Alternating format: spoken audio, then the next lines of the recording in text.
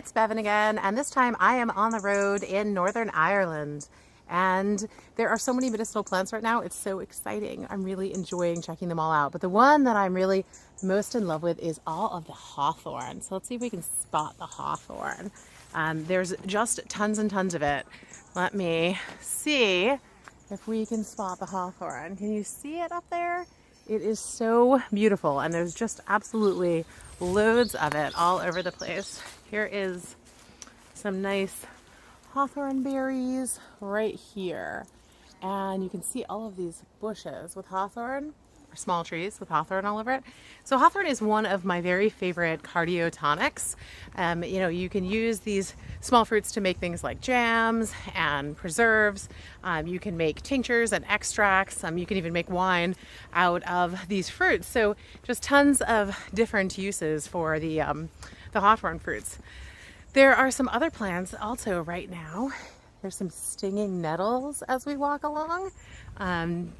There's, what can't we do with stinging nettles? My daughter just saw them and went, pesto.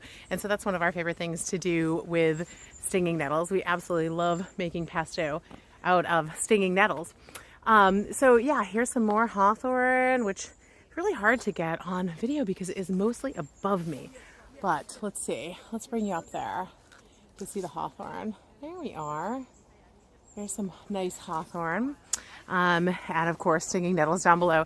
In Northern Ireland and in a lot of the UK, stinging nettles are really like the ubiquitous thing. But they're nice and tender here right now because they've been cut down along this towpath that I'm on here. There's a number of other medicinal plants that you'll see when you're walking along in an area like that. So let's see what we find over here.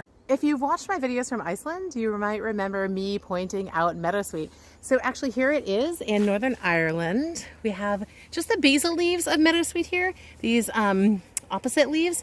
And that Meadow Suite, if you recall, is a wonderful digestive tonic. It's great for acid reflux and just general indigestion.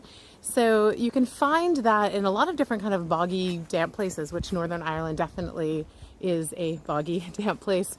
And if you're wondering how I identified it, you can look for these kind of distinct rose family leaves, but to make sure that that's what I was looking for, I was looking at some of the flower stalks from earlier this year in places.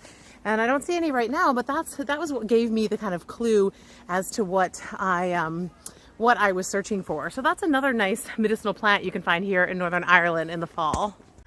One of the things that I love about the autumn is that a lot of the springtime plants come back. So that's always really fun. And I think of the springtime plants as being, the cool moisture lovers, and then the hot sun comes out and they disappear. Now, here in Northern Ireland, the hot sun is a relative term. So they're probably much more likely to stay around the whole time. But there's a few really fun spring plants that are out right now in their glory.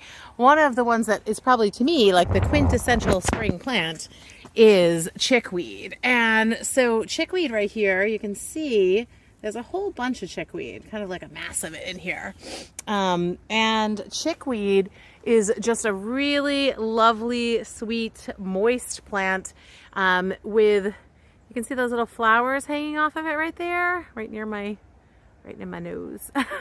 And so you've got, this juicy plant that, is very fragile, kind of clumpy, and it loves these moist places. And chickweed is the moist plant. And, today with so many hot, dry conditions, chickweed is just like this perfect, wonderful plant to have. It's very tasty. It's great for irritations, pretty much all over the body. If you have some kind of irritation, you can use chickweed, and that's a great thing to be doing topically. It's well tolerated topically and internally. It's really like a food, like a salad plant. And so, this is a very typical place for it to grow. Here on the roadside, you can see, or on the towpath side, as it would be, you can see a number of plants down here. There's a lot of nettles. There's a whole bunch of like ranunculus and buttercup sorts of things. There is the chickweed.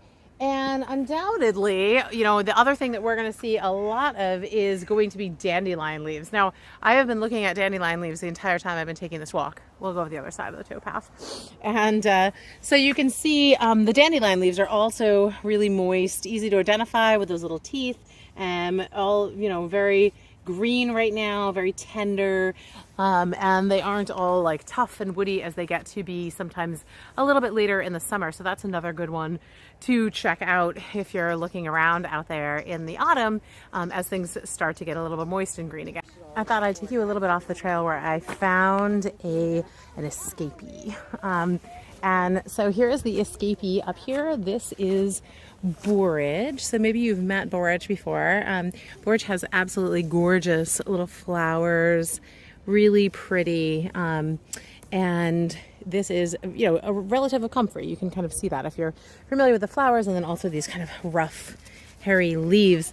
And this plant is used a lot as a flower essence, which isn't something that I have a lot of experience with, but it's also used in herbal medicine as a bit of a fortifying herb. I mean, they always say borage for courage, but also it is another one of these kind of cooling, moistening plants. So if you have a lot of damp and dryness, this is another interesting one to check out. Notice the theme. We get to the end of the summer, a lot of plants that are really good for damp, for hot and irritated conditions start to come out in their cool and juiciness.